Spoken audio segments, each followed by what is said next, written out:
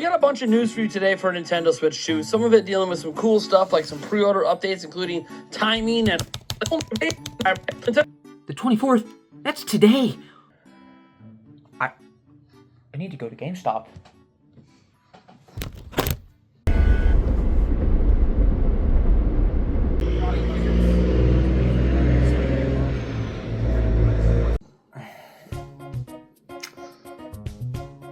I just pre-ordered the Nintendo Switch 2. Let's talk about that.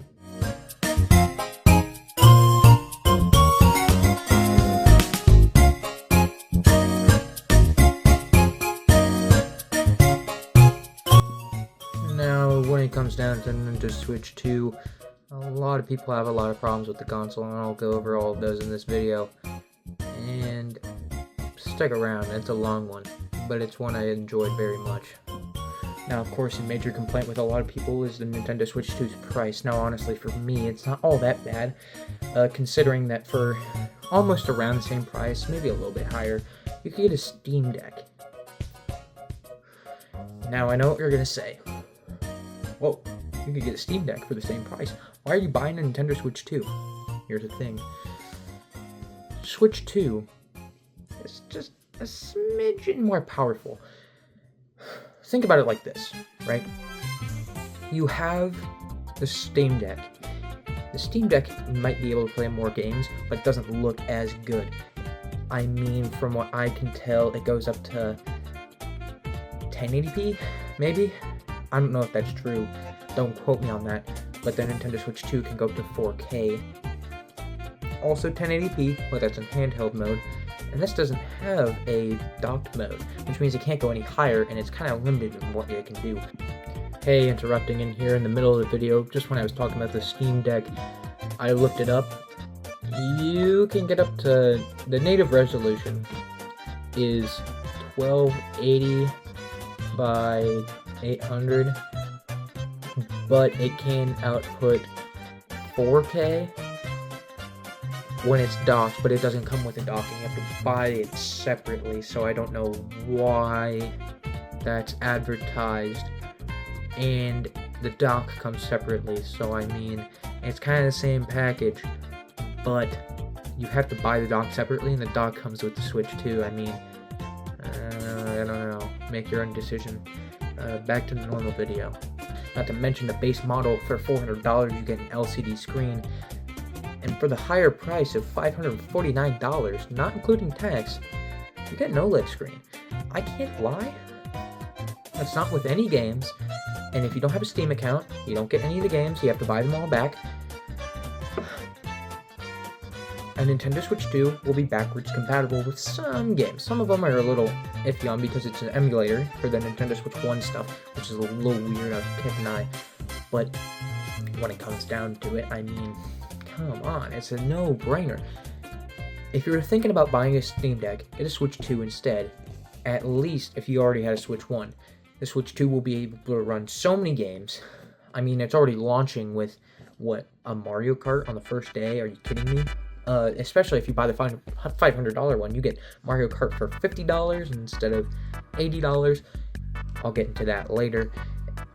But I mean, hey, for $550, you only get an OLED screen with a Steam Deck, which is a little weird if I do say so myself. But honestly, with a console like the Nintendo Switch 2, and you already have all this other stuff, and you get to have multiplayer games on the thing. A Steam Deck can't play multiplayer games because it doesn't have any additional controllers. In fact, I think to get a multiplayer game, you have to play online, which is a little weird in my opinion. But I mean, to me, I won't be spending that much. I'm trading in my old Switch. Which, getting on that, I have this. GameStop return rates. Nintendo Switch OLED will go for $175. That's what I personally have. A Switch 1 or V2, 1 or V2, you'll get around $125, which isn't great, don't get me wrong, but I mean, hey, that's still money you're saving on the console. And of course, the Switch Lite, they're getting $100. But honestly, if you're paying for a Switch Lite and you already have a Switch Lite, why not wait for the Switch Lite 2 to come out? Because then I don't think you're going to get the full 4K, blah, blah, blah kind of stuff, which kind of sucks because you're going to be missing out on some games, but in the end, You own a Switch Lite because you wanted to have fun, not because you wanted to be in on the party. So, one major problem that a lot of people had was with the price of the games again. But with the physical ones, someone said out there, some little prankster said it would be $90 for a physical game, but that's just not true. It couldn't be further from the truth. That was just an estimate. That was what they were guessing. It was a rumor based off of another country's rating of the games and how much they would be. I don't know why it was $90 in that country alone. Everyone thought it would be, $90 for every physical game. No. Most likely what happened is someone got confused and then, it said here, that means it must be here. No, it didn't actually happen. So with the only things going up is the accessories, like the Pro Controller. The Pro Controller was originally $80 and it went up $5.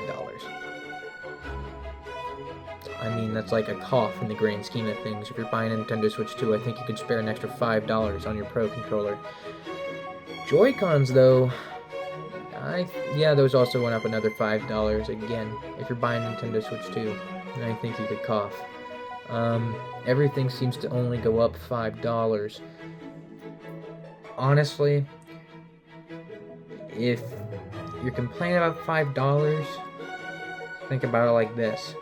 That's an extra $5 onto a Pro Controller, and they wanted $10 for a tech demo. I'd be more mad at the tech demo than the price of the controllers. Not to mention, when it comes down to the controllers, I think a normal PS5 controller will go up too, because these aren't deemed as necessary electronics.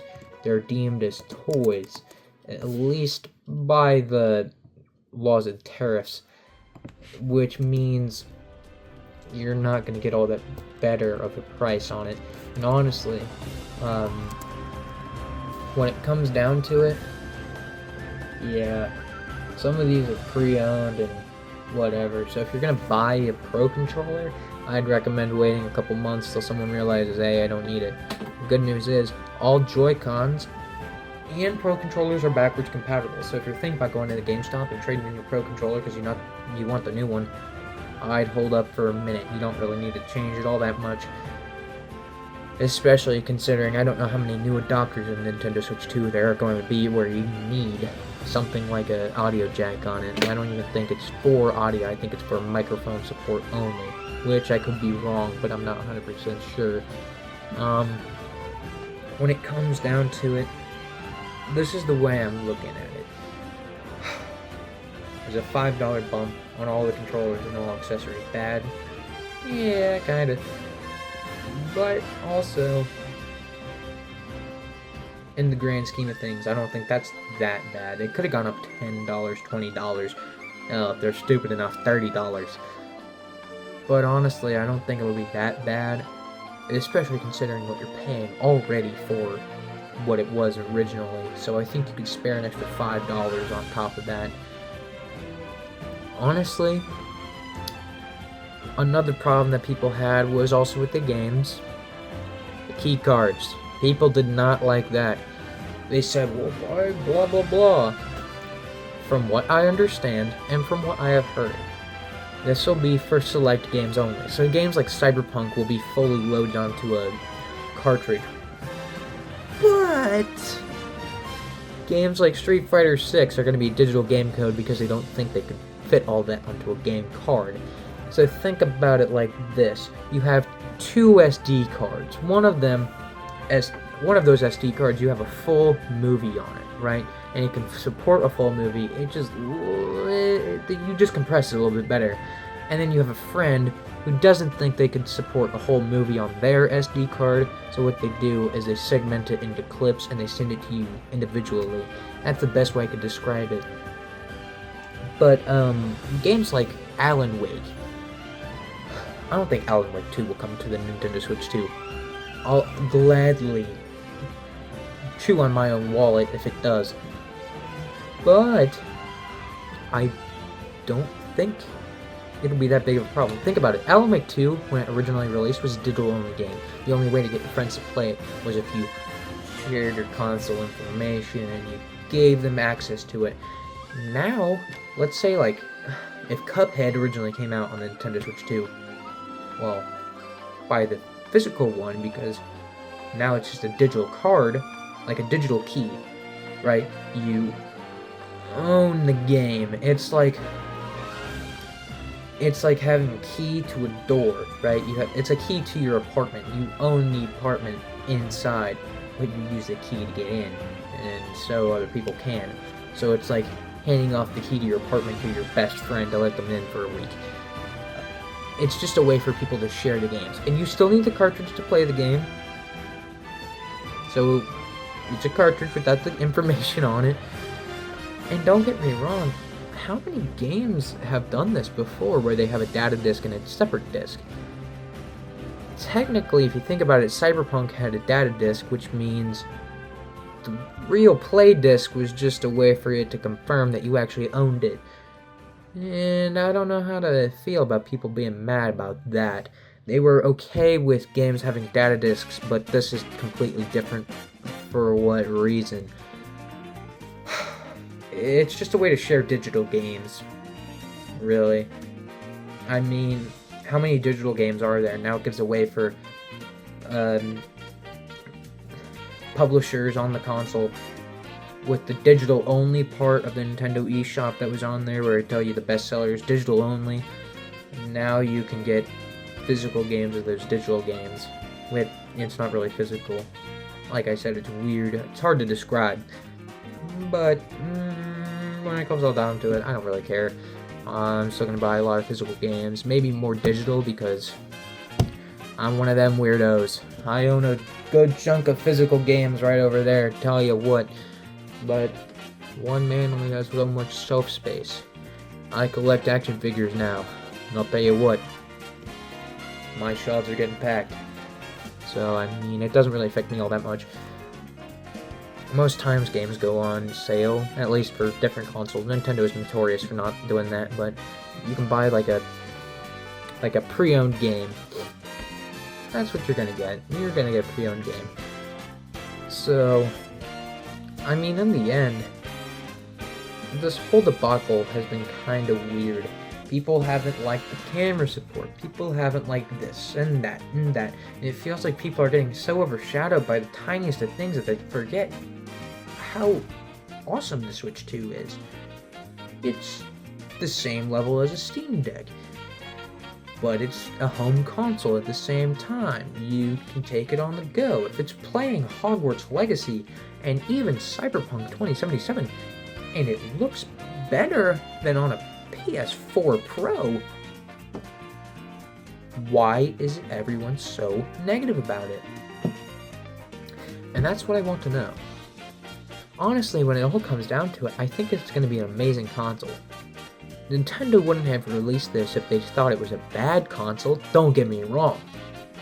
They've released bad consoles. Look at the Wii U. I mean, mine. I don't even have one. So, I'm gonna leave it on this note. The Nintendo Switch 2 does a lot of things wrong, but it does a lot right too. The scales are even.